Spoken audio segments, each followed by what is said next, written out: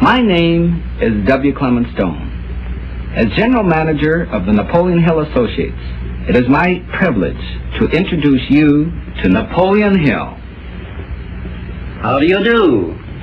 I'm very happy to have this personal visit with you. Won't you be seated, please? And now, may I request that you forget all your problems and just relax while I bring you the master key with which you may unlock the door to any opportunity that your mind can conceive. The master key consists of 17 principles, the first of which is definiteness of purpose. Right here at the beginning of our visit, I'm going to make you a promise. If you will decide definitely what you want most during your entire lifetime and write it down on paper so that I can read it, I will give you the master key with which you may open the door to the attainment of your desires, whatever they may be. The exact moment when I will deliver this master key to you will depend entirely upon when you are ready to receive it. This is the first of 13 messages that I will deliver to you. Now, in each message, I will describe the master key in terms that you will understand, if you are ready to understand.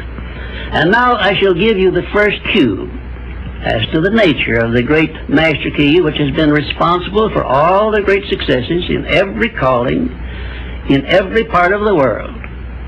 Please listen carefully to what I have to say, because you may discover the secret of the master key in this first visit.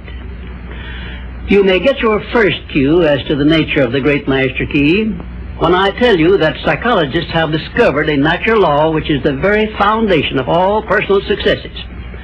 And I can describe it to you in one short sentence so you can understand it. Whatever the mind can conceive and believe, the mind can achieve.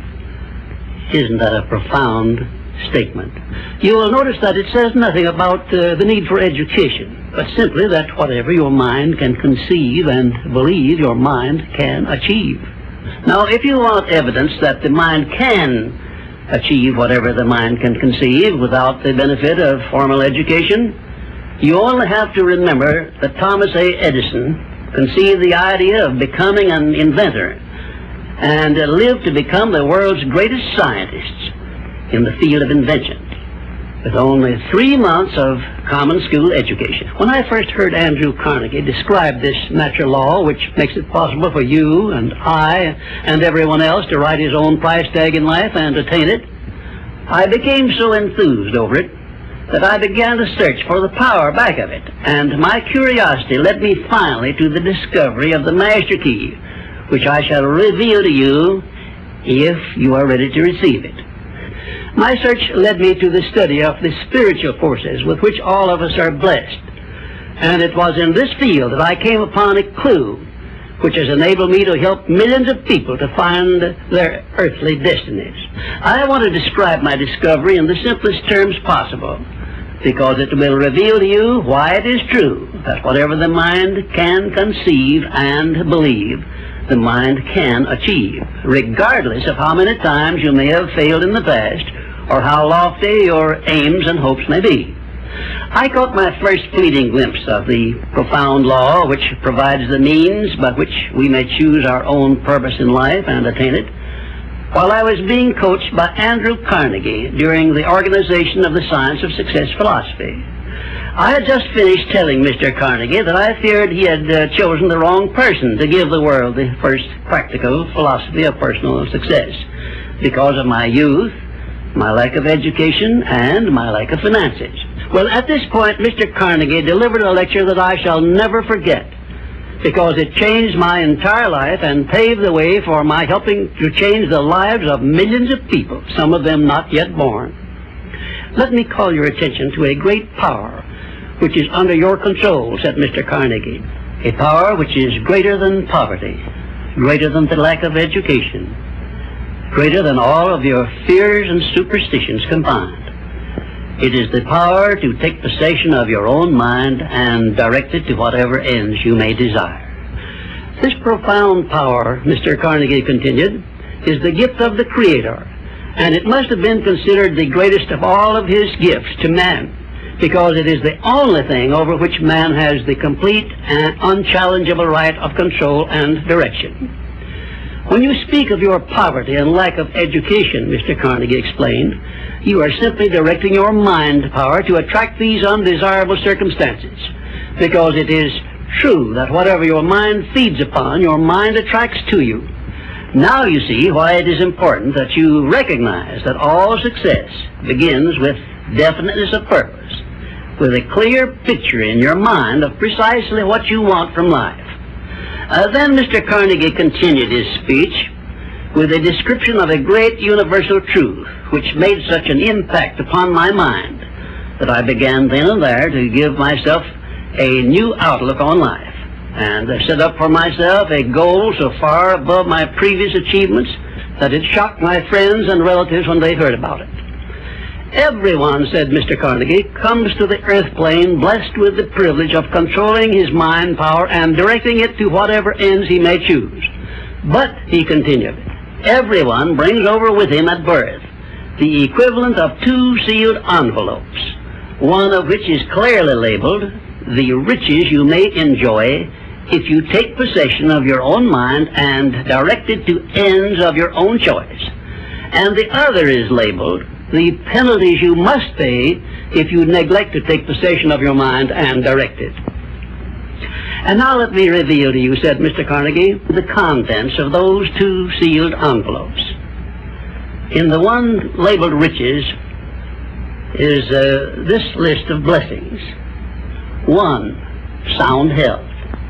2, peace of mind. 3, a labor of love of your own choice. 4, freedom from fear and worry. 5, a positive mental attitude. 6, material riches of your own choice and quantity. In the sealed envelope labeled penalties, Mr. Carnegie continued, is this list of the prices one must pay for neglecting to take possession of his own mind. 1, ill health. 2, fear and worry. 3, indecision and doubt. 4, frustration and discouragement throughout life. 5, poverty and want. 6, and a whole flock of evils consisting of envy, greed, jealousy, anger, hatred, and superstition.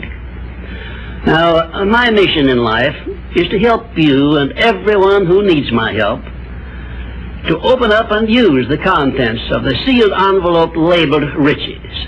And the starting point from which you must take off if you wish to write your own ticket from here on out for the remainder of your life, I will describe for you in these simple instructions. 1, procure a neat pocket-sized notebook, or something on the order of this one here, loose leaf affair. And on page 1, write down a clear description of your major desire in life, the one circumstance or position or thing which you will be willing to accept as your idea of success. And remember before you begin writing that your only limitations are those which you set up in your own mind or permit others to set up for you. And 2, on page 2 of your notebook, write down a clear statement of precisely what you intend to give in return for that which you desire from life. And then start in right where you stand now to begin giving. And 3, memorize both of your statements, what you desire and what you intend to give in return for it, and repeat them at least a dozen times daily. And always end your statements with this expression of gratitude for the blessings with which you were gifted at birth. I ask not, O divine providence, for more riches, but more wisdom with which to accept and use wisely the riches I received at birth in the form of the power to control and direct my mind to whatever ends I desire. If you are not too successful or self-satisfied to accept and express this profound prayer, if you accept it and express it in the same spirit of humble sincerity in which I pass it on to you, a new and a better world will reveal itself to you. A world in which you will see reflected the circumstances and the things which you yourself have created. In my next visit, I will give you a description of the second principle of success, through the application of which you may make use of the education and experience of other people, and get the necessary help you may need in attaining your definite major purpose in life. And now let me close this, our first visit, with my favorite expression of gratitude. O divine providence, I ask not for more riches, but more wisdom with which to make wiser use of the riches you gave me at birth, consisting in the power to control and direct my own mind to whatever ends I desire.